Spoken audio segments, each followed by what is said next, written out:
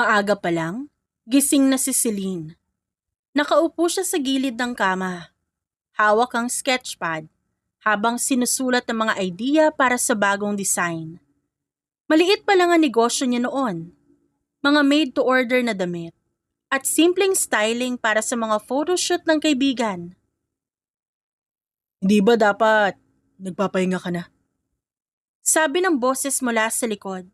Si Tristan, ang fiancé niyang musikero, bagong gising, nakasuot ng simpleng white shirt at may gitara pa sa kamay. Ngumiti si Celine. Hindi ako mapakali. Gusto kong tapusin tong dress na sinimulan ko kagabi. May client akong kinasal. Siyempre, gusto ko sa mga susunod na referral niya, mas maganda yung gawa ko, di ba? Lumapit si Tristan at marahang niyakap siya mula sa likod. Alam mo, swerte ng mga kliyente mo. Meron silang stylist na sobrang dedicated. Ikaw baka naman nambobola ka lang. Natatawang sagot ni Celine. Hindi Pero alam mo, kung ikaw mag-aayos ng wedding natin, siguradong yun ang pinakamaganda. Natawa siya. Siyempre akin na yan eh. Pero alam mo, hindi mo dapat sinasabing ikakasal ka sa sarili mong stylist. Totoo naman eh. Sagot ni Tristan. Sabay halik sa noo niya. Ikaw lang naman ang gusto ko makasama araw-araw. Sa simpleng apartment nila ramdamang saya. May mga nakasabit na Polaroid photo sa dingding. Mga larawan nila sa coffee shops, gigs, at mga simpleng biyahe. Hindi marangya, pero puno ng pagmamahalan. Habang kumakain sila ng almusal, nakasandal si Tristan sa upuan. May hawak na gitara at tinutugtog ang paborito nilang kanta. Alam mo, isang araw, makikilala ka rin ng lahat. Lahat ng gigs mo sold out. Tapos ako, magiging stylist ng mga artista. Laki ng pangarap natin. Biro ni Tristan. Pero gusto ko yan. Basta magkasama tayo, walang imposible. Promise mo yan Sabi ni Celine, sabay taas ng pinky finger. Ngumiti si Tristan at inabot ito. Promise. Kinahapunan, sinamahan ni Celine si Tristan sa rehearsal ng banda nito. Nasa maliit silang studio sa Makati. Habang nagsasanay si Tristan, abala si Celine sa pag-aayos ng stage outfit nito. Pinlansya pa niya ang itim na polo ng lalaki at inayos ang botones. Di mo kailangan gawin yan. Sabi ni Tristan nang nakangiti. Sino pa bang gagawa? Siyempre gusto ko maayos kang tingnan. Alam mo namang gusto kong proud ako sa fiancé ko. Alam mo, minsan naisip ko, baka ikaw talaga ang lucky charm ko. Ngumiti si Celine. Inspirasyon mo ko. Tumawa ang kabanda ni Tristan. Oy, sweet naman. Sigaw ng isa. Namula si Celine pero ngumiti lang. Sanay na siya sa ganon. Madalas siyang biruin dahil lagi siyang sinasama ni Tristan sa mga gigs. Pagkatapos ng rehearsal, naglakad silang dalawa pa uwi. Madilim na. May ilaw lang ng mga poste.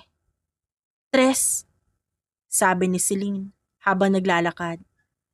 Thank you Kahit busy ka, binibigyan mo pa rin ako ng oras. Of course.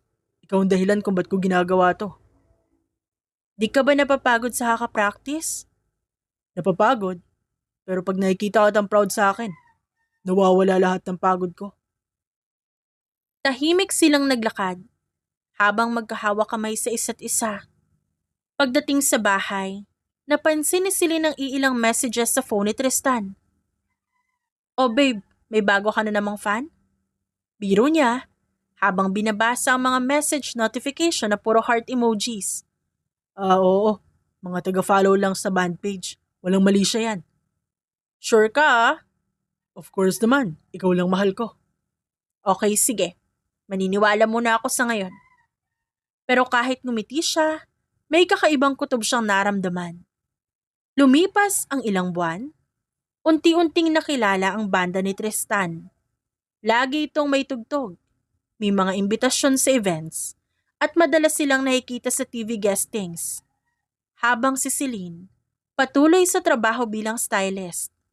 Dumarami rin ang clients niya, lalo na sa social media. Pero habang umaangat si Tristan, nararamdaman niyang unti-unti rin itong lumalayo. Tris, di ka na sumasama sa mga meeting ko ah.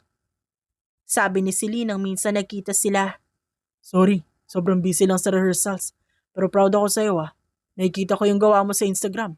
Ang galing mo na. Pero parang ang layo mo na. Mahina niyang sabi. Hindi agad nakasagot si Tristan. Celine, hindi ako lumalayo. Ginagawa ko to para sa atin. Tumango si Celine, pero hindi na siya nagsalita pa. Alam niyang may mali, pero pinili niyang manahimik. Isang gabi, habang nag-aayos siya ng mga damit sa studio, may dumating na tawag. Si Tristan. Love, nandito ako sa after party. Medyo late na ako makakauwi. Okay lang, ingat ka ah. Huwag ka masyado uminom. Oo. Love you. Ngumiti siya bago ibaba ang tawag. Pero ilang minuto lang, may nagtag ng bagong notification. Isang Instagram story. Si Tristan. May kasamang babae, parehong masaya. Magkalapit pa ang mukha ng mga ito. Natulala si Celine. Hindi pa malinaw, pero may kirot sa dibdib niya. Baka coincidence lang to. Bulong niya sa sarili. Pero sa mata ng isang babaeng nagmamahal, ramdam niya may nagbabago na. Kinabukasan, pumunta si Celine sa event ng banda. Nasa likod siya ng stage. Bitbit ang isang jacket para kay Tristan. Paglingon niya, nakita niyang abala ito sa pakikipagkwentuhan sa babaeng artistang si Aliana. Bagong kaduwet nito sa kanta. Ang ganda mo talaga sa live, Aliana. Nambobola ka na naman eh. Swerte ng girlfriend mo. Ngumiti si Tristan pero hindi nagsalita. Masakit yon para sa kanya. Hindi sa mga salitang binitawan, kundi sa katahimikan na ginawa ni Tristan. Pag-uwi, tahimik lang si Celine. Umupo siya sa harap ng salamin. Tinitignan ang sarili. Kinabukasan, habang papasok siya sa trabaho, may nakita siyang banner ng concert. Tristan, Live and Rising Tour. Ngumiti siya ng mapait. Bilis mo namang umangat, Tres. Mahina niyang sabi. Pagkapasok ni Celine sa maliit na sewing room sa shop, hindi niya na nagawang magpanggap na okay siya. Kinuyom niya ang palad. Pinilit pigilan ng panginginig ng kamay. Bumuntong hininga siya, pero hindi gumaan ang pakiramdam. Kaya kinuha niya ang phone at tinawagan ng kapatid. Jonah, pwede ka bang makausap kahit sandali lang? Oy, Sel, oo naman. Mabilis na sagot ni Jonah. Anong meron? Ba't parang di maganda boses mo? Humawak si Celine sa gilid ng mesa. Parang kailangan niya ng makakapitan. Feeling ko, nanlalamig si Tristan. O sige, kwento mo, ano nangyari? Kagabi kasi, may gig siya. Sinamahan ko kasi, syempre gusto ko namang makita siya. Hindi rin kasi kami halos nagkakausap nito mga araw na to.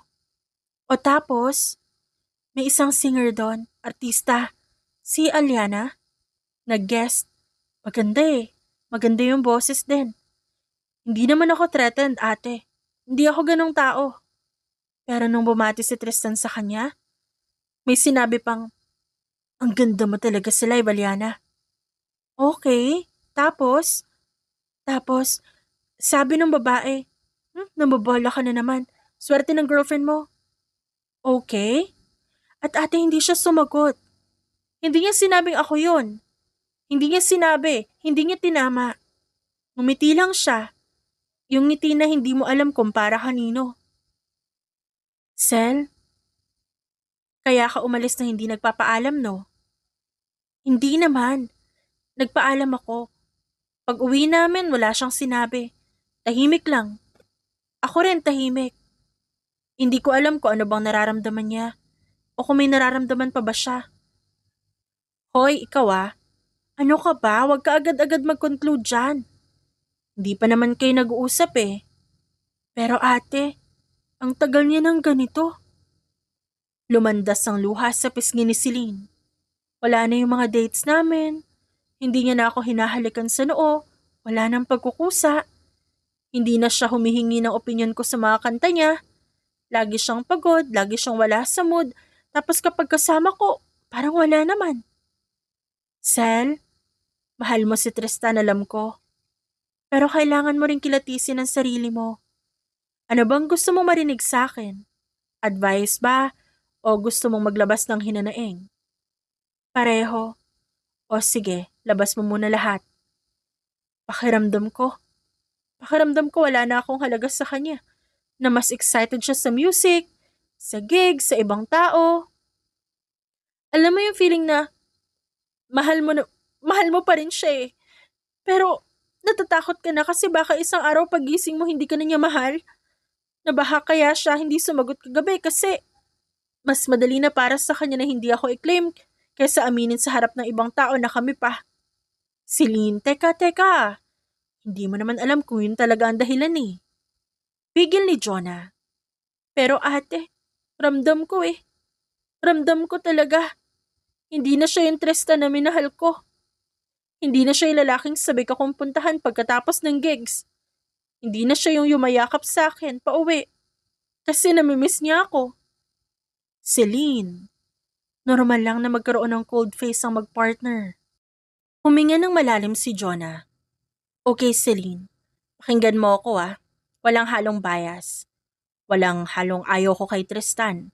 Ito lang as your sister. Una, hindi mo kasalanan kung busy siya. Hindi mo kasalanan kung umangat ang karir niya. Hindi mo kasalanan kung pagod siya. Pero hindi rin dapat ikaw lagi ang nag-a-adjust. Tinatry ko naman ate. I know. Pero dapat may limit ka rin, Sel. Hindi pwede ikaw lang ang umaabot habang siya. Hindi iniintindi ang nararamdaman mo. Pero baka naman stress lang siya? Pwede. Pero Celine, hindi excuse ang stress para maging malamig sa fiancé. Kung kaya kanyang tawanan dati kahit pagod siya, edi kaya niya rin ngayon. Kung kaya kanyang lambingin kahit may rehearsals, kaya rin dapat niya ngayon. Pangalawa, yung kagabi, oo masakit. Kahit sinong babae masasaktan kung di ka ipinakilala. Pero Sel, hindi mo alam kung ano nasa isip niya, pwede namang nahiya siya. Pero bakit di siya nag-explain pag uwi? Diyan tayo papasok sa pangatlo. Kailangan niyo mag-usap. Hindi pwede yung puro pakiramdaman lang at bantayan. Hindi pwede yung silent treatment pareho. Mahal mo siya, pero kailangan mo ring protektahan ang sarili mo. Napahawak si Celine sa dibdib niya. Paano kung pag kinausap ko siya masaktan lang ako lalo? Celine, mas masakit yung patuloy ka na nag-iisip ng ganyan. Napaluha ulit si Celine. Umiling siya kahit wala namang nakakakita. Ate, natatakot ako eh. Normal lang yan. Tao ka. Pero kailangan mo malaman kung nasan ka sa buhay niya ngayon. Kung mahal pa ba niya ako? Dagdag ni Celine sa halos pabulong na paraan. O kung hindi na. Diretsong saad ni Jonah pero may halong lambing. At kung hindi na, Celine, hindi ibig sabihin wala ka ng halaga. Hindi ibig sabihin hindi ka worthy. Baka siya lang yung taong hindi kayang sabayan ka kahit gaano ka kaganda, kabait, ka-supportive. Pumikit si Celine ng mariin. Ayoko namang isipin na ganun. Hindi kita tinatakot ha. Gusto ko lang maging ready ka kung ano man ang sasabihin niya. Ate, paano kung ako lang ang mas may oras? Ako lang ang mas may effort. Ako lang yung nag-a-adjust para maging proud siya sa akin pero siya hindi na. Celine, hindi relationship ang tawag doon. Kawalan ng timbang ang tawag doon. At kahit gaano mo siya kamahal, hindi sapat ang pagmamahal na ikaw lang ang nagbibigay. Ate, sa totoo lang hindi ko alam kung paano ko haharapin si Tristan ngayon. Ganito ang gawin mo. Pag uwi niya mamaya, huwag mo siya kausapin. Nang galit ka. Huwag ka rin magpanggap na okay. Sabihin mo lang yung totoo. Sabihin mo na nasasaktan ka sa ginawa niya. Napakiramdam mo lumalayo siya. Walang drama, walang sigawan. Pero paano kung umiwas siya? Celine, kung umiwas siya sa feelings mo, ibig sabihin hindi niya kayang maging partner sa paglalim ng relationship. At mas maaga mong malaman, edi mas mabuti. Ate, pagod na ako. I know. Pero hindi ka nag-iisa, andito ako. Andito yung family natin. At higit sa lahat, may sarili kang lakas, kahit di mo nararamdaman ngayon. Celine, mahal ka namin ah. Remember that. Salamat ate. Ayaw ko lang na nasasaktan ka. Pero kailangan mo ring harapin yan at kaya mo yan. Huminga si Celine ng malalim. Pinunasan ng luha. Tumingin sa mga damit na kailangan niyang tahiin. Ate? Pag sinubukan kong kausapin siya mamaya, pwede bang tawagan kita ulit kahit anong mangyari? Celine, kahit anong oras, kahit anong mangyari, hindi kita iiwan. Sige ate, salamat talaga. At Celine, huminga ka muna ha. Ayusin mo ang sarili mo. Hindi mo kailangan maging strong agad. Kailangan mo lang maging totoo. Pagkababa niya ng tawag, napahawak siya sa kanyang dibdib. Huminga siya ng malalim. Ilang araw makalipas, nagpatuloy ang pagiging malamig ni Tristan kay Celine. Kaya naman mas lalong nag-overthink si Celine. Pero gusto niya makausap muna si Tristan. Kaso lagi itong pagod. Kapag uuwi, tulog agad. Mainit ang araw. Pero malamig ang pakiramdam ni Celine habang nakatayo sa tapat ng Mall of Asia Arena. Bitbit niya ang maliit na gift bag at ang jacket na dapat sanang isusuot ni Tristan pagkatapos ng concert.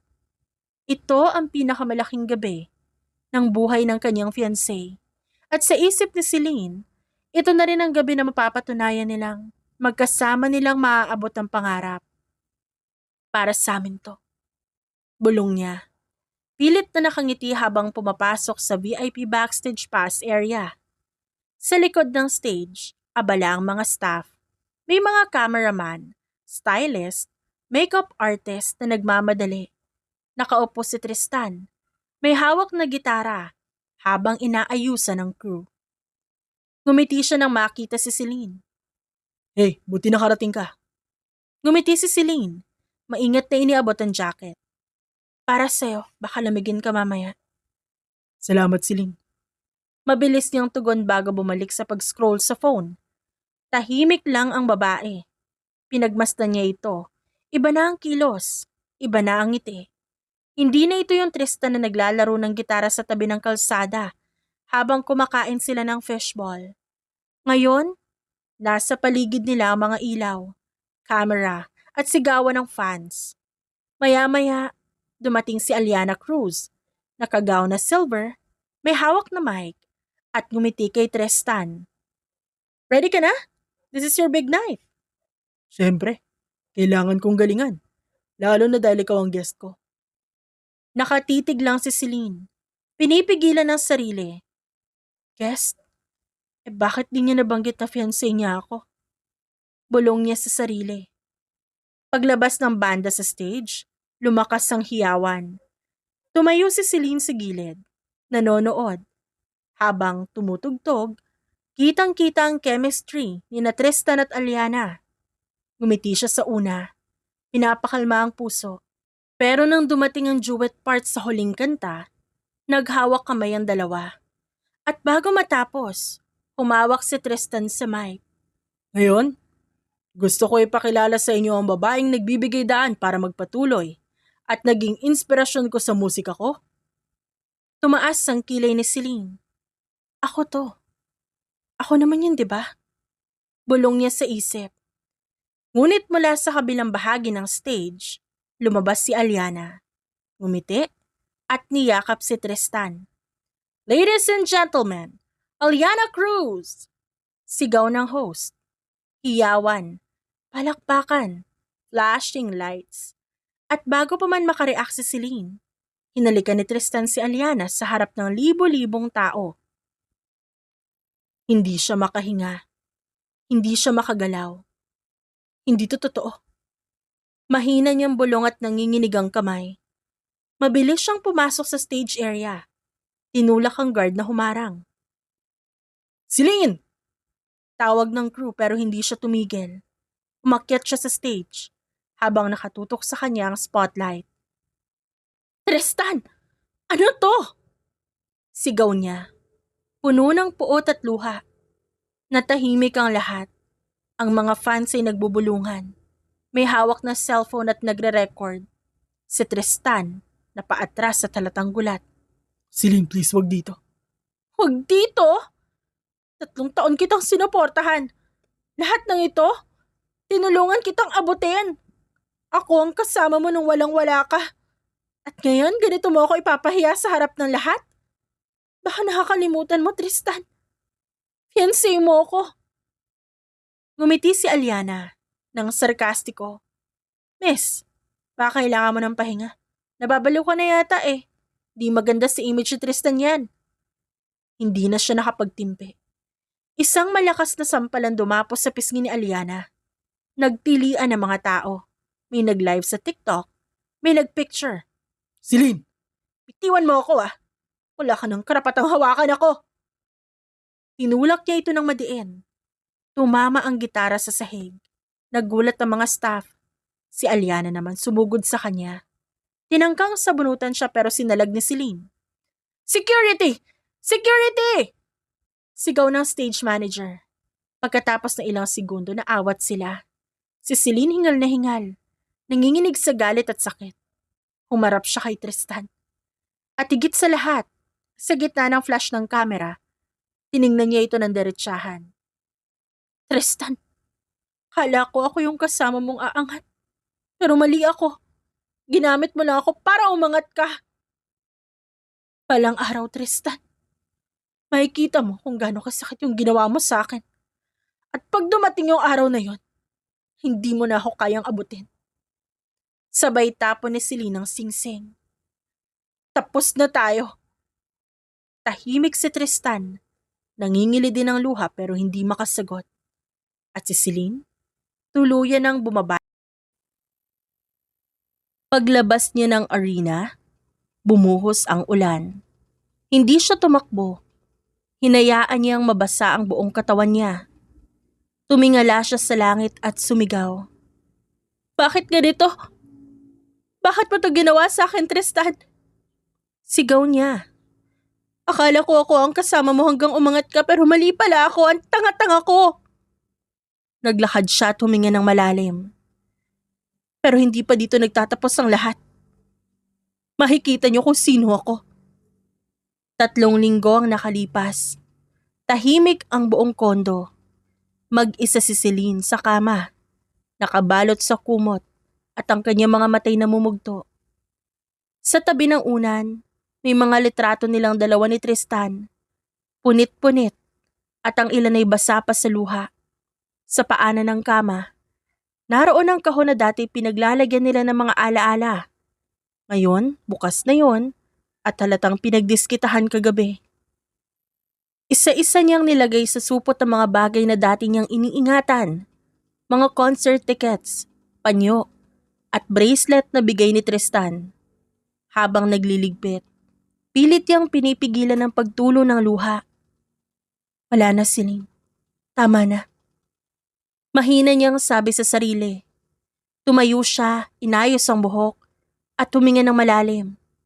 Lumapit siya sa bintana at tumingin sa maulap na langit. Parang sinasabi ng panahon na ito na rin ang panibagong simula. Pagkatapos maligo, sinuot niya ang simpleng white shirt at denim jeans. Sa unang pagkakataon, matapos ang ilang araw, tumingin siya sa salamin ng walang luha. Kaya ko to. Pagdating sa opisina, medyo na-late siya. Nagmamadaling pumasok habang hawak ang kape. Oy Celine, buti naman pumasok ka na. Bati ni Rina, ang isa sa mga kasamahan niyang makeup artist. Ngumiti siya kahit pilit. Hindi naman pwedeng magkulong habang buhay, di ba? Good, kasi may bagong project tayo.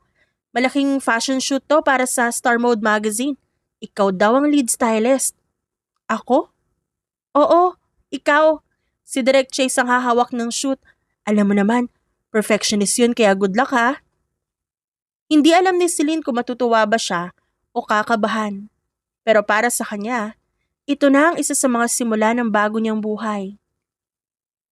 Kinabukasan, dumating siya ng maaga sa studio.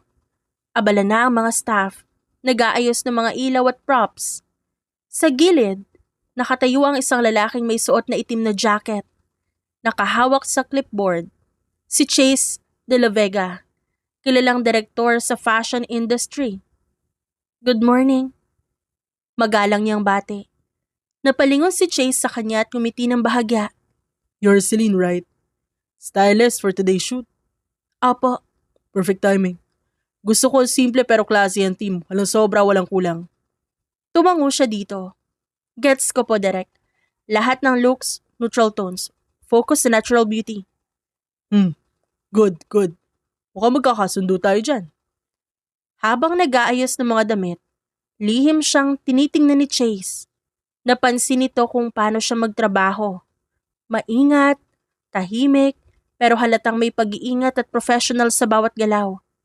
Celine, kain muna tayo. Tawag ni Rina sa kanya. Sunod ako.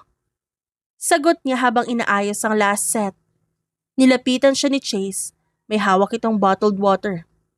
Di ka pa kumakain. Magpahinga ka muna. Okay lang ho, sanay na ako. Nakangiting sagot niya. Alam mo, hindi yan okay. Minsan akala natin okay lang. Pero minsan kailangan din nating alagaan ang kalusugan natin. Baka mamaya kung ano pa mangyari. Sagot ni Chase sa seryosong tono. Napatingin si Celine dito. Sandaling natahimik bago siya tumango. Sige po, magbe-break muna ako. Habang naglalakad siya papunta sa pantry, ramdam niya na tila ba kakaiba si Chase. Hindi ito tulad ng iba. Itong lalaking ito, halatang mapagkakatiwalaan at halatang may respeto sa mga tao. Lumipas ang araw. Maayos na natapos ang shoot at masaya ang lahat sa results. Lumapit si Chase kay Celine habang nag-aayos ng gamit. Great work today. Simple pero elegant. Exactly what I wanted. Salamat po. Don't use po. We're teammates here. Just call me Chase. Sabi nito sabay abot ng kamay sa kanya. Sandaling nag-atubili si Celine pero tinanggap niya ang handshake na inoffer nito. Celine po. Nice to officially meet you, Celine. Sa unang pagkakataon matapos ang ilang linggo, tila ba nakaramdam siya ng kakaibang ginhawa sa kanyang dibdib. Hindi pa niya alam, pero yun ang unang araw ng bagong yugto, ang unti-unting paghilom ng puso niyang nasaktan. Kinagabihan, habang nasa taxi siya pa uwi, tumingin siya sa labas ng bintana. Marahan at tila babagsak ang ulan. Nakita niya sa salamin ang refleksyon ng sarili na nakangiti. Celine, maghihilom ka at makakalaya ka rin sa sakit. Bulong niya sa isip. Makalipas ang 1 taon, mula sa babaeng iniwan at itinanggi sa harap ng libu-libong tao, ngayon isa na siyang kilalang stylist. Si Celine, ang pangalan niya, laman ng fashion magazine at red carpet events. Ang mga dating tumatawas sa kanya, ngayon, nakikipagsiksikan para lang mas style niya. Higit sa lahat, naging magkasama pa rin sina Celine at Chase. Silang dalawa ang nagtutulungan. Naging malapit sila sa isa't isa at nagkaroon ng mas malalim na pagkilala. Sa loob ng Makati Fashion Gala, abala ang buong team. Mga designer, model at artista, nagmamadaling mag-ayos. Sa gitna ng kaguluhan, kalmado lang si Celine. Naka-black jumpsuit, sleek ponytail, hawak ang tablet habang binubusisi ang lineup ng mga models. Celine, ready na ang hair team sa backroom. Sabi ng assistant niyang si Leah. Okay, good. Make sure the metallic gowns are steamed ha. Ayoko may gusot kahit saan. Utos ni Celine na walang kakaba-kaba sa boses. Copy! Sa gilid ng runway, nakasandal si Chase. Tahimik lang siyang nakamasid kay Celine. Halatang humahanga sa pagiging composed nito kahit nasa gitna ng kaguluhan. Alam mo, Celine, parang di ka tumatanda. Lalo ka pang gumaganda. Pagbibiro ni Chase sa kanya, ganyan talaga pag laging kulang sa tulog. Pagbibiro din naman ni Celine dito. Di ah, ganyan talaga pag magaling sa ginagawa. Ready na ba yung mga muse mo? Always. Tsaka, Chase, this is my show ha. Wala dapat sablay. Ngunit bago siya makapagpatuloy, lumapit si Lian na halatang nag-aalangan. Nako, Ma'am Celine. May mga dumating na performers. Nangatog ang kamay ni Lia habang inaabot ang listahan ng guest. Pagbasa ni Celine, tila tumigil ang oras para sa kanya. Guest performers Tristan Rivera and Aliana Cruz. Sandali siyang natahimik. Narinig niya ang ugong ng crowd, ang flash ng mga kamera pero sa loob niya, parang bumalik lahat ng sakit. Ngayon, sa mismong event niya na siya ang bida, muli silang magtatagpo. Celine, you okay? Tumango naman si Celine kay Chase at pilit na ngumiti. Of course, let them come. Para makita nila kung anong klaseng babae ang iniwan nila. Sa kabilang banda, sa backstage bago ang show. Excuse me, ma'am. Restricted area po. Relax. Invited kami dito. Paglingon ni Celine, halos mapangiti siya ng mapait. Naroon si Tristan, nakasuot ng leather jacket.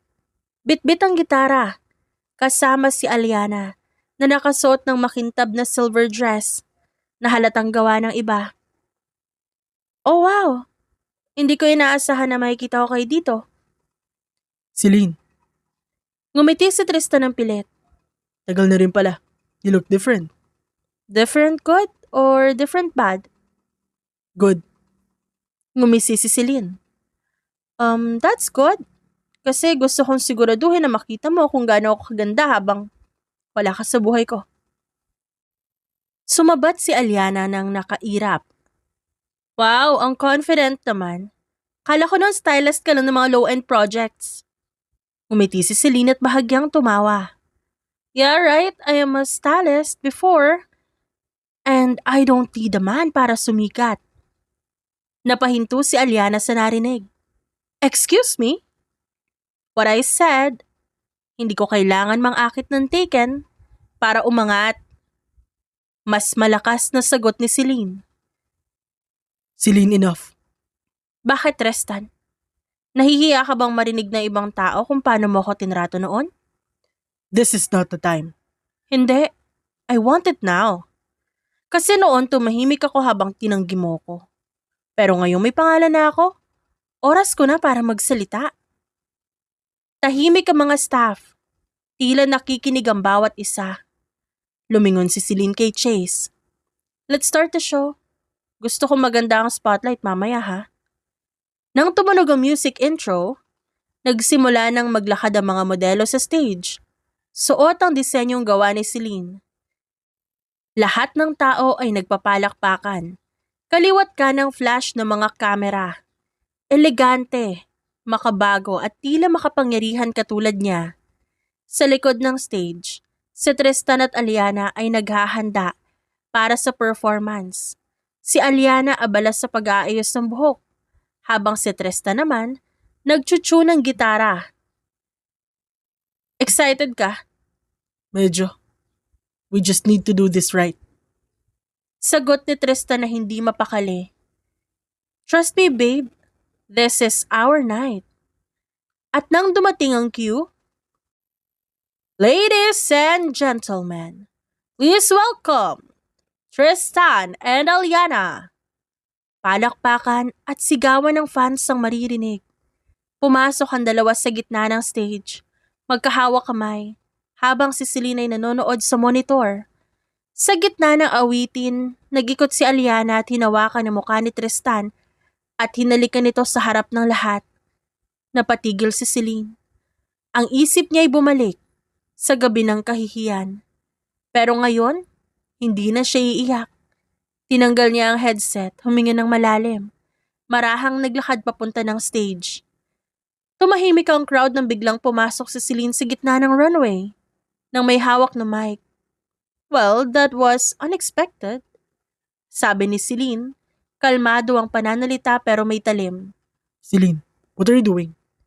Cleaning up my stage, kasi madumi na. May mga nagtawanan pero karamihan ay nagbubulungan. Ramdam ng lahat ang tensyon. Excuse me? Wala kang karapatan. I am the lead stylist and creative consultant ng show na to. Bawat ilaw, bawat gown, ako ang nagplano. Hindi kayo nababagay dito? Lumapit si Aliana na nagngingit-ngit. Inggit lang yan. Celine. Inggit? Sa'yo? Girl, I fix people like you for a living. Biglang hinila ni Aliana ang buhok niya at nagsigawan na ang mga tao. At sa isang iglap, sinampal niya si Aliana ng ubod ng lakas. Yan ang gusto mo, di ba? Drama? O ito, ibibigay ko sa'yo. Celine! Sigaw ni Tristan habang hinahawakan ang braso niya pero tinulak siya nito. Don't touch me! Sinubukan ni Aliana itulak siya ulit. Pero hinawakan siya ni Chase at pinigilan. Enough! Security! Tawag nito. Ngunit bago pa makalapit ang mga gwardya, muling humarap si Celine sa dalawa. Hindi ako nandito para makapagsabunutan, gumawa ng eksena. Binabalik ko lang ang nararapat at nililinis ko yung pangalan ko dahil sa mga pambabash na natamo ko ng araw na yon. Tumingin siya sa camera at sa audience. Saka umalis na. Walang sinabi dahil mas may plano pa siya. Pagkatapos ng event, tahimik si Celine sa loob ng kotse. Nakatitig siya sa bintana habang ang ilaw ng kalsada kumukurap-kurap. Sa tabi niya, si Chase, nakasandal at kalmado, pero alam nitong may bigat sa dibdib ni Celine. Celine, you don't need to face them that way. Sometimes silence is louder. Ngumiti siya ng mapait. I've been that way before. Silent. Tahimik. But now that I can do that, bakit naman ako tatahimik? Panahon na para ipaalala sa kanila kung sino yung babaeng tinapakan nila noon. Kung gagawin mo to, siguraduhin mo hindi ka bababa sa level nila. I would never. Sagot ni Celine. Isang linggo ang nakalipas, tinanggap ni Celine ang isang guesting sa Front Stage Live. Isang sikat na talk show. Sa schedule, nakalagay na may special guests. Si Tristan at Aliana. Pero hindi yun aksidente. Plano yun ni Celine kasama si Chase. Sigurado ka? Tanong ni Chase bago siya pumasok sa dressing room. Of course, I'm sure. Di ko naman sila babastusin. Pero hindi ko rin palalampasin ang ginawa nila sa akin. Habang inaayusan siya ni Faye, na isang makeup artist niya, kita sa salamin ng babaeng hindi na patatalo sa mga kalaban niya. Ito na'y matatag, elegante, at handang humarap sa nakaraan kahit gaano man ito kasakit. Ready ka na? Of course I am. Ladies and gentlemen, please welcome the hottest music couple of the year, Tristan and Aliana. Sigaw ng host sa stage. Sumabog ang palakpakan. Tumayo ang mga fans, may mga sumigaw, may ibang may hawak pa ng placards na may nakasulat na Tris Leah Forever. Ngunit sa likod ng stage, nakatayo si Celine, nakalmado lamang. Hawak niya ang mic na ipapasa mamaya. Ang kamay niya magaan pero matatag. This time, hindi na ako aatras. Sa harap, ngumiti si Tristan habang hawak ang kamay ni Aliana. Masaya ako nandito ulit. After all the challenges, we're stronger than ever. Wow naman! So love wins talaga, no? Of course, as long as may nagtitiwala, walang imposible. Sa likod, bahagyang napaikot ang mga mata ni Celine. Kung may award sa pagiging ipokrito, ang mga ito na ang panalo. Pagkatapos ng ilang minuto, ngumiti ang host. And now, we have a surprise guest. The woman behind the looks of today's biggest stars. Let's all welcome Miss Celine. Paglabas ni Celine, Sabay-sabay ang sigawan at palakpakan na maririnig. Nakasuot siya ng black jumpsuit, minimal makeup, at confident na naglalakad. At nang magtama ang mga mata nila ni Tristan, natigilan ng lalaki. Kita sa mukha ni Aliana ang gulat at tila ba hindi rin ito mapakali. Hi, Celine! You look stunning! Thank you. I guess success really does make people glow. Nakangiting sagot niya. Tahimik na natawa ang audience. Hindi alam kung anong ibig sabihin ng linya niya, pero si Tristan halata ang tensyon sa muka. Oh, Tristan, I heard you two knew each other. Ngumisi si Celine nang walang pakundangan. Of course, we used to be engaged. Napayuko si Tristan habang pilit na ngumiti si Aliana. Oh, so you were... Yes, but sometimes love turns into lessons. Aba, singit ni Aliana at pilit na tumawa. Hindi lahat ng love story may happy ending, pero at least may natutunan tayo, di ba? You're right. Natutunan kong yung mga taong niloloko ka, sila rin yung unang makakalimutan mo. Nagtilian ng audience na tila ba excited sa chismis. Celine, you're being rude. Ngumiti si Celine ng malamig. Huh? Rude?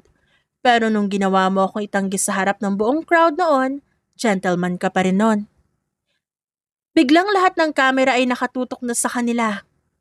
Hindi ba dapat happy ka na ngayon gaya ng sabi mo, Celine? Tanong ni Aliana. Mataas ang kilay. I am. Masaya ako na hindi ako ikaw. At ang audience. Napangisi si Chase sa gilid ng stage na tila ba proud at tahimik lang na nakamasid. Oh wow, this is getting... Sabi ng host na naiintriga at pilit na tumatawa. Hindi niya natapos ang sasabihin nang biglang nagsalita si Tristan. Celine, please, let's not do this here. Bakit? Dito mo rin naman ako iniwan, di ba? Sa harap ng maraming tao. Biglang nag-flash sa LED screen ang clip ng dating concert nila. Yung eksenang umiiyak si Celine habang nilalandi ni Tristan si Aliana sa stage. Hindi yun part ng show. At si Chase ang nagpasok ng file. Sa paraang lihim, sa tulong ni Celine. Doon nagulat ang lahat. Wait, that's the old footage! Napaatras si Aliana at halatang nagulat. What the hell is this? Tahimik si Celine pero diretso ang tingin. Di mo gustong mapahiya, di ba? But what about me? Tumayo si Aliana ng galit. You're pathetic, Celine. Bitter ka lang kasi iniwan ka. Kung pagiging totoo ay pagiging bitter, edi oo na. Mas gusto ko yon kesa sa pagiging mga agaw na tulad mo. Ang kapal mo? Sigaw ni Aliana. Sabay tulak kay Celine. Ngunit agad itong bumawi. Hinila ang buhok ng artista. Nagtilian ang lahat. Stop it! Nabasag ang flower vase sa stage. Ang mga staff nagmamadaling umawat, pero walang gustong bumitaw. Hanggang sa tinulak ni Tristan si Celine ng marahan hawak ang balikat nito. Tama na. Ngunit sumigaw si Celine. Hindi mo ako pwedeng sabihan yan, Tristan! Ikaw ang dahilan kung ba't ako nagkaganito. Lahat nakatingin. Hinihingal si Celine pero ang boses niya ay malinaw. Puno iyon ng puot. Tama kayo. May natutunan ako. Na minsan kailangan mong masaktan ng todo para makita kung gaano ka kalakas. Tumingin siya kay Aliana. Pwede mong kunin ang spotlight. Pero hindi mo kailanman makukuha ang respeto ng mga tao. At ikaw, Tristan? Salamat sa pagtanggi mo sa akin noon. Dahil sa'yo natutunan ko magpatuloy. Naghiyawan ng mga tao sa studio. Nang akmang lalapit si Aliana, huminto si Celine at matapang na tinitigan nito. Subukan mo hawakan ako ulit. Siguradong hindi lang buhok ang mawawala sa'yo. Tumalikod siya. Hinila ng staff palabas. At habang naglalakad si Celine palabas ng studio, narinig niya ang paghanga ng audience. Tinawag ang pangalan niya sa paraang supportive. Paglabas niya sa backdoor, sinalubong siya ni Chase. May halong pag-aalala at amusement sa ekspresyon nito. I can't say I'm proud, but I hope whatever you did there, gumana ang loob mo. Napangiti si Celine ng tipid, kahit medyo may luha sa kanyang mga mata. Feels good, Chase. Yung makuha ulit ang boses mo. Yung pakiramdam mong nakabawi ka. Tipid lang nang umiti ang lalaki at inilagay ang jacket sa balikat niya. Now let's go home. Makalipas ang 3 linggo, naging viral ang pangyayari. Pero wala nang pakialam si Celine. Lumabas sa mga dating larawan at videos ni Celine at Tristan noon kung paano ito nagloko. Hiyang-hiya naman sina Tristan at Aliana. Maraming nag-back out sa mga kliyente nila at ang kanilang mga fans, itinanggi na rin sila. Sa loob ng kondo ni Celine, maaliwalas ang paligid. Si Chase, abala sa pag-edit ng music video para sa isang bagong fashion campaign, habang si Celine ay nag-aayos ng mga tela at accessories. Sa bawat tingin ni Chase sa kanya, may ngiti. Yung tilang ngiti ng lalaking kontento sa kung anong meron sila ngayon. You know what? Kung may award para sa pinaka-busy na tao, ikaw yun. At kung may award sa pinakamaingay na direktor, ikaw din yon. Teka, that's true. Pero gusto ko lang siguraduhin si Lynn. Pagkatapos ng lahat, kaya mo na talagang umiti ng walang iniindang sakit. Hindi ko pa alam kung kaya kong kalimutan lahat. But I'm sure, kaya ko nang mabuhay nang wala na yung galit. That's good. That's more than enough. Sa kabilang banda, sa isang madilim na bar sa Quezon City, nakaupo si Tristan at Aliana sa sulok. Pareho silang lasing, pagod at puno ng galit. Ang dating maganda na mukha ni Aliana ngayon ay may bahid ng takot at desperasyon. Dahil sa kanya dahil sa babaeng niya nasira yung karir ko. Tahimik si Tristan pero ang kanyang kamay ay nakakuyom. Wala na tayong endorsement, wala na tayong clients. Kahit isang guesting wala. Hindi ako pwedeng mawala sa industriya. Tumitig si Tristan sa kanya ng malamig. Kung gusto mo makabalik, may paraan. Anong paraan? Alisin natin siya. What do you mean? Literal, Aliana. Alam ko may kilala akong tao na marunong magayos ng problema. Sandali silang nagkatitigan at sa isang iglap, sumang-ayon si Aliana. If that's the only way kung makabalik tayo, katulad ng dati, edi gawin mo? Ilang araw ang lumipas, tahimik si Celine habang naghahanda para sa isang evening gala. Kasama niya si Chase na nakangiti at halatang masaya. Pagkatapos ito, magbakasyon tayo. Wala mo ng trabaho Hindi ka ba magsasawa sa akin? Hindi ako nagsasawa, lalo na kung ikaw ang kasama ko. Pag-uwi nila mula sa event, halos 12:00 na ng gabi. Tahimik na ang kalsada. Habang papalapit sila sa parking area, biglang sumigaw si Chase. Celine, stay behind. Huwag kang gagalaw. Dalawang lalaking naka-helmet ang sumulpot. May sumigaw. Walang kikilos! Kuya, kunin niyo na lang yung bag, please. Ani Celine na nanginginig. Pero sa halip, tinutok ng isang baril kay Chase. Huwag na kayo umepal. May gusto lang kaming tapusin. At biglang nagpaputok ng 2 beses. Tumama sa balikat ni Chase. Bumagsak ito sa simento. Chase! Sigaw ni Celine habang yumuko. Nanginginig ang kamay. Hinila niya ito. Umiiyak. Tumakbo ang mga salarin. Iniwan silang 2 sa gitna ng dilim. Pagdating sa ospital, habang nakahiga si Chase, hawak ni Celine ang kamay niya at walang tigil ang babae sa pag-iyak. Pumasok ng seryoso ang mga pulis. Miss Celine, kailangan naming malaman kung may alam ba kayo kung sinong posibleng gagawa nito sa kanya. Wala. Wala siyang kaaway. Wala kaming kaaway. Ngunit sa loob ng isip niya, unti-unti niyang naramdaman ang pamilyar na galit. Si Tristan at Aliana. Kinabukasan, Dumating ang isa sa mga hired gunman, sugatan at nahuli ng mga pulis sa operasyon. At nang tinanong ito, lumabas ang katotohanan. Si Tristan Rivera at Aliana Cruz sila ang nagutos. Binayaran nila kami para barilin yung lalaki sa tabi ng babae. Bumakas ang galit sa mukha ni Celine. Hindi talaga sila titigil. Hanggang hindi nasisira ang lahat. 2 linggo ang lumipas, mainit na tanghali.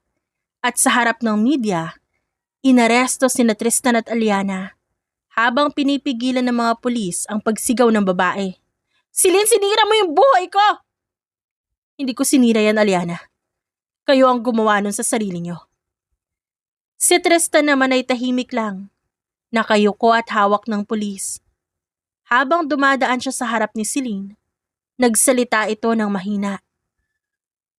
Tristan, ang karma, hindi mo kailangang hintayin. Talagang minsan ikaw mismo ang tumatawag sa kanya, no? Ang galing mo talaga. Lumingon si Tristan ng luhaan. Celine, sorry. Ngunit hindi na ito sinagot ng babae. Tinalikuran niya ito. Marahang nakangiti. Ilang buwan makalipas, trending ulit ang pangalan ni Celine. Pero wala siyang pakialam. Sa ospital nagpapagaling pa rin si Chase. Pero nakakangiti na habang pinapanood ang feature. Dumating si Celine na may dalang bulaklak. Tingnan mo to. Wow, ganda na editor ah. Hindi editor. Yung model. Isang stylist ko ang may gawa niyan, di ba? Ang ganda? Worth it. Ilang buwan ang lumipas, unti-unting nawala sa industriya ang pangalan ni Tristan at Aliana. Mula sa mga sikat na concert at TV shows, ngayon laman na sila ng kaso at iskandalo. Sumabog sa media ang mga recordings at bank transfers na nagpapatunay na sila nga ang nagbayad sa mga salarin. Galit ang publiko, lalo na ang mga tagahanga ni Celine. Trending sa social media ang hashtags na Justice for Celine at kung ano-ano pa. Hindi nagtagal, lumabas ang hatol ng korte. Guilty of frustrated murder. Nakulong si Tristan at Aliana sa parehong bilangguan.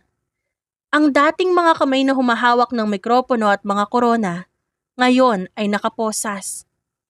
Samantala, sa kabilang banda, nakaupo si Celine sa loob ng bagong opisina ng creative studio. Masaya at payapa ang paligid. Si Chase, siya na ngayon ay tuluyan ng gumaling.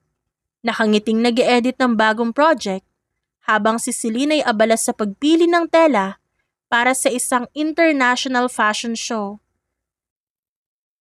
Walang bakas ng galit sa kanyang muka. Ang babaeng minsang niloko at itinanggi. Ngayon ay tinitingala at ginagalang. Hindi niya kailangang sumigaw. Hindi niya kailangang ipamukha ang tagumpay. Dahil dumating na ang hustisya sa tahimik pero eksaktong paraan. At sa huling pagkakataon, habang pinagmamasdan niya sa bintana, ang kasiyahan ng mga puno at unti-unting paglubog ng araw, napangiti siya. Hindi dahil natalo niya ang mga nanakit sa kanya, kundi dahil sa wakas nahanap niya ang kapayapaan. Tahimik ang bahay ng pamilya Navarro. Matagal nang hindi nakauwi si Celine dito, sa bahay kung saan siya natutong mangarap. Sa mesa nakaupo ang kanyang pamilya, ang kanyang mama Lucia, Papa Erwin, at ang nakababatang kapatid na si Ria. Anak, kumain ka pa? Payat ka na naman. Hindi ba't sabi ko na sa'yo? Nagpapagod ka, pati ang kaiisip mo? Dapat di ba hindi ka nagpapaka-stress? Ma, okay ako. Masaya na ako ngayon. Masaya talaga yan ah. Hindi ka nagpipilit na maging masaya lang? Tumawa si Celine. Ngayon lang ho ako nakaramdam ng ganitong gaan sa buhay pa. Wala na po yung sakit. Wala na rin yung galit. Celine, anak, nung una mong sinabi sa amin ang ginawa ni Tristan, halos hindi ko matanggap. Abay, gusto kitang ipagtanggol pero habang tumatagal, naintindihan ko na hindi mo kailangang gumanti para bumangon. Ma, Gumanti din naman ako eh. Pero alam kong may kasalanan talaga sila at karma na ang bahala sa kanila. Alam mo bang may mga gabi dati na gusto ko nalang mawala? Yung para bang hindi ko na kayang harapin yung mga tao dahil sa kahihiyan ko? Pero hindi ka nawala, di ba anak? Kasi may mga taong nagmamahal sa'yo. Kami. At ngayon may kasama ka, si Chase. Hindi mo kailangan bumangon mag-isa. Tama ka, Mama. Si Chase talagang tinulungan niya ako mahalin ulit yung sarili ko. Ate, sweet na na. Saka ang pogi pa ni Kuya Chase. Pwede bang ako rin magkaroon ng direktor? Pagkatapos kumain, lumabas si Celine sa hardin. Masaya siya sa tawanan nilang pamilya. Tahimik ang gabi. May mga maliliit na alitap-tap na umiilaw sa paligid. Kinausap pa siya ng kanyang Papa Erwin. Tama ka pa. Marami akong natutunan. Hindi lahat ng paghihiganti kailangan ng pananakit. But I did that. At hindi ko naman yun dapat sabihin na tama lang na ginawa ko siya. Pero I think kailangan ko siyang gawin para makalimot at para maramdaman ko sa sarili ko na karapat-dapat pa rin ako. Tahimik silang nagkatinginan. Nang may marinig silang busina sa labas, alam nilang si Chase yon. Dumating sakay ng kotse at may dala pang bulaklak. Good evening po, pwede bang hiramin ko muna si Celine saglit? Ay basta ibabalik mo ang anak ko ha, anak ko pa rin yan. Pabirong saad ni Mama Lucia. Manaman eh. Promise, tita. Pero baka forever ko na siya hindi ibalik At nagtawanan ulit sila. Sa isang rooftop sila nagtungo at nag-date dalawa. I just can't still believe it. Dati kapag pagod ako, umiiyak lang ako sa kwarto. Ngayon nandito ako at may kasama. Nakakangiti pa. Kasi dati, maling tao yung kasama mo. Ngayon nasa tamang tao ka na. Tsaka pogi pa. Ang bilis mo namang sumagot. Feeling pogi ka talaga, no? Di kaya. Confirm na yon. Lalo na pag ikaw ang kaharap ko. Alam mo na miss ko talaga yung ganitong feeling. Yung kalmado lang. Alam mo, nung una kita makilala, kala ko suplada ka eh. Pero nung una kang umiti sa akin, nakikita kita sa shoot nun, sabi ko sa sarili ko wala na. Patay na ako, patay sa'yo. Chase, baka naman nadala ka lang Kung nadala lang ako, edi sana matagal nang wala. Pero hanggang ngayon ikaw pa rin ang gusto kong kasama. Kung totoo yan, edi patunayan mo. Talaga. At ipapakita ko yan sa paraang hindi mo makakalimutan. Lumipas ang 5 taon. Naging mas matagumpay na stylist at may bahay ni Chase, si Celine. Kinasal sila sa isang simpleng seremonya sa tabing dagat, kasama ang kanilang pamilya, konting kaibigan. At nagkaroon sila ng bagong simula. Dumating sa buhay nila ang anak nilang si Hunter. Hunter, anak! Huwag mo habulin yung aso, baka madulas ka eh. Sigaw ni Celine mula sa veranda. Habang pinagmamasta ng batang tumatakbo sa buhangin kasama ang alagang golden retriever. Mommy, ang bilis ni Max! Tignan mo, talo ko siya! Lumabas si Chase suot ang simpleng white shirt at may hawak na tasa ng kape. Siyempre talo mo anak, mana ka sa tatay mo palaban eh. Nagkatawanan pa sila at nagbiruan. Maya-maya umupo si Celine sa porch swing, habang si Chase ay lumapit. Hawak pa rin ang kape. Si Hunter naman abala sa pagbuo ng sandcastle malapit sa dagat. Ang saya dito. Tama ka. Hindi ko akalain ganito kasarap mabuhay ng tahimik. Sabi ni Chase sa kanya. Sumigaw si Hunter at humingi ng picture. May hawak itong maliit na camera. O sige anak, halika dito tayo sa veranda. May magandang background. Nice shot! Sabi ni Celine sa anak. Ilang minuto pa bumalik si Hunter na may dalang papel. Nagyaya ito mag-drawing. Kinuha ni Celine ang papel at nakita niya ang 3 stick figures sa ilalim ng araw. May dagat, bahay, May malaking puso sa gitna. Ang ganda naman, anak. Ano ibig sabihin ng malaking puso? Yan po yung love natin. Sabi ni Daddy, basta may love, buong family. Ngumiti si Chase sabay haplos sa ulo ng anak. Tama yan, anak. Love ang pundasyon ng buhay natin. Habang bumababa ang araw sa dagat, sabay na pinagmamasdan ni Celine at Chase ang tanawin. Naaalala mo pa ba lahat ng pinagdaanan natin? Of course, lahat naalala ko. But the difference is, we're both happy now.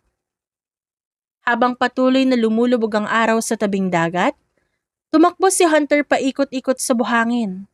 Si Celine at Chase naman, nakaupo sa malapad na bato, malapit sa cottage, magkatabing nakatanaw sa anak.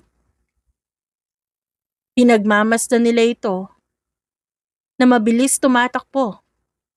Pero bago pa man sila magpatuloy sa kulitan, tumakbo pabalik si Hunter at may hawak na maliit na shell. Mommy, Daddy, look! Oh, treasure! Treasures? Opo. Isa para sa'yo, isa para kay Daddy, isa para sa'kin. Para may memory tayo.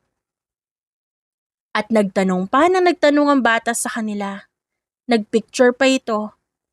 And that's when the camera flashed. Perfect timing. Cute na candid shot. Si Celine nakangiti ng malaki. Bahagyang nahulog ang buhok sa mukha niya. Si Chase ay nakatitig sa kanya. Para bang hindi na maalis ang tingin. Si Hunter sa gitna nila na naka-peace sign. At pagkatapos ng shot, napahawak si Celine sa dibdib at tumawa ng malakas. Pagbalik nila sa cottage, kumalat ang amoy ng grilled chicken at buttered corn. Si Chase ang nag-ihaw habang si Celine nag-prepare ng mesa. Masayang-masaya ang kanilang pamilya kahit puro pangungulit ang ginagawa ni Hunter. Marami itong tanong habang kumakain. Masayang-masaya ang mag-asawa sa something good moment nila sa lugar na yon. Pagkatapos kumain, lumabas sila sandali at umupo sa duyan na nakatali sa dalawang puno ng nyog. Si Hunter nakahiga sa gitna, si Celine sa kanan, si Chase sa kaliwa. Pinisil ni Chase ang kamay ng anak, habang panay ang tanong nito tungkol sa kanilang pamilya. At nang makatulog ito, inilipat ni Chase si Hunter sa loob. Dahan-dahang inalalaya ng ulo ng bata para hindi mabangga sa pintuan. Si Celine naman na nag-ayos ng kumot. Good night, sweetheart. Celine, thank you for today, for everything. Don't have to say thank you. Ako ba, Chase? Parang di naman tayo mag-asawa eh. I'm just happy being here. Okay na. Ang importante safe tayo. Lumipas ang ilang buwan, matapos ang masayang bakasyon nila, mas naging payapa ang pamilya ni Celine, Chase at Hunter. Pero nitong mga huling linggo, may napansin si Chase. Si Celine, mas madalas pagod. Mas nahihilig sa pagkain ng mangga. Mas sumasama ang pakiramdam kapag may naaamoy itong kape. At pinaka-obvious, mas nagiging malambing. Love, sigurado ka bang okay ka lang? Kanina ka pa naka-second round ng mangga. I'm just craving it. Bakit ba masarap kaya? 3:00 na madaling araw. Masarap pa din eh. Natawa si Chase pero ramdam niyang may kakaiba. Hindi dahil may nagbabago, kundi dahil may kilala siyang babaeng ganito rin na sintomas nung nagbubuntis kay Hunter. And that memory hit him now. Pero hindi siya nagtanong. Ayaw niyang mag-assume. Ayaw niya ring makapressure kay Celine. But that afternoon, habang nasa sala si Chase at nag-aayos ng papel, lumabas si Celine sa kwarto at may hawak-hawak itong maliit na paper white bag. Mukhang nanginginig ang kamay ng babae. Chase, may sasabihin ako. Oh, you okay? Love, what is it? Dahan-dahang binuksan ni Celine ang paper bag. Doon niya hinugot ang isang maliit na pregnancy test. 2 lines, kitang-kita yon. Chase, I'm pregnant. What, really? Love, totoo? Yes, totoo. Humikbi na si Celine. And Chase? Chase literally dropped the paper he was holding. Celine, love, my God, buntis ka ulit? We're having another baby? Yes, I am really pregnant. Sobrang happy ko, sobrang saya ko. Doon napahagulhol si Celine sa balikat niya. Dapat kalmado ka lang, huwag kang umiyak. At tumakbo siya palayo parang sprinter sabay balik. What do you like? Anong gusto mong pagkain? Gusto mo ba ng mangga? Foot massage? Whole spa? Chase, kalma. Kalma ah, love, may baby tayo ulit. Mommy, Daddy, why are you hugging? Tanong naman ni Hunter. Anak, may good news kami. I have new toys. No better than toys. Better? Anak, magiging kuya ka na. Kuya? I'm gonna be a kuya? Yes, anak. May baby tayo? Mommy, Daddy, I help. I help to take care of the baby. Anak, di pa lumalabas yung baby. Okay lang, I can wait forever. At yumakap siya sa tiyan ni Selena para bang doon nakatira ang buong future niya. Napaluhas si Celine, habang si Chase naman, tumulo na rin ng luha habang yakap ang mag-ina. A family of 4, and they were ready. Si Chase ang lahat na nag-aasikaso. Sa kusina, sa pag-aalaga kay Hunter. Ayaw niyang ma-stress si Celine. Pagkatapos ng halos disaster pero successful dinner, naupo silang tatlo sa couch. Si Celine nakapatong ang ulo sa balikat ni Chase. Si Hunter nakadapa sa hita niya. Hawak ang maliit na stuffed dinosaur. Love, happy ka ba talaga? I am very happy. Hindi ka takot? I am, but scared in a good way. Ako rin. Mommy, Daddy, I promise I'll be the best kuya. You'll be amazing. Mommy, kapag lumabas na ang baby, pwede po ba ako magbasa ng story for him or her every night? Of course, anak. Good, I practice tomorrow. Habang tumatawa silang mag-asawa, hinalikan ni Chase ang kanyang noo. Love, thank you for giving me this family. Kinuha ni Chase ang kumot at tinakpan ng anak na natutulog na ngayon. Pagbalik niya kay Celine, nakatingin ito sa sariling tiyan. Chase, excited na ako. Lumapit si Chase at hinawakan ang kamay niya at hinalikan yon. Me too. Kahit saan tayo dalhin ng future. I'm always ready because I'm with you.